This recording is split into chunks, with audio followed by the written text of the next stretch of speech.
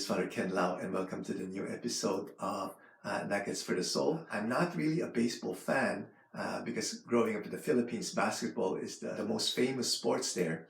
But I've been hearing about the name Babe Ruth, okay, maybe from movies or whatever. I've read about this article about Babe Ruth and also the impact of the miraculous medal of the Blessed Virgin Mary. So I'd just like to share that with you. So, first of all, who is Babe Ruth? Babe Ruth was born in February 6, 1895 in Baltimore, Maryland. Of course, he was a professional baseball player. He was famous because he was one of only two people to ever hit 3 home runs in a World Series game. Okay? In 1927, he set a record for hitting 60 home runs in 154 games, a major league record that stood until 1961.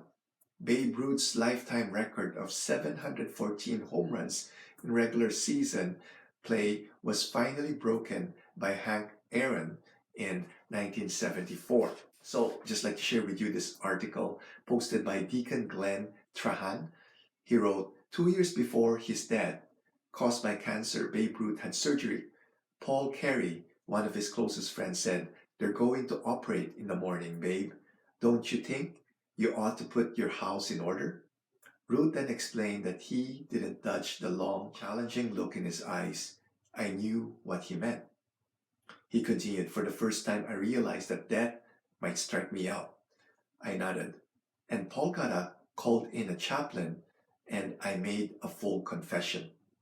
While visiting him, the chaplain said to Ruth, "I'll return in the morning and give you Holy Communion, but you don't have to fast." Ruth responded, "I'll fast," adding that he didn't have even a drop of water. He then wrote, "As I lay in bed that evening, I thought to myself, what a comforting feeling to be free from fear and worries. I now could simply turn them over to God."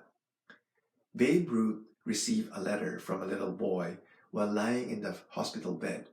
The letter said, "Dear Babe, everybody in the 7th grade class is pulling and praying for you.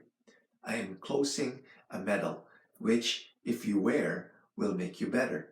Your pal, Mike Kinlan." So enclosed was the miraculous medal of the Blessed Virgin Mary. Ruth continued, "I asked them to pin the miraculous medal to my pajama coat.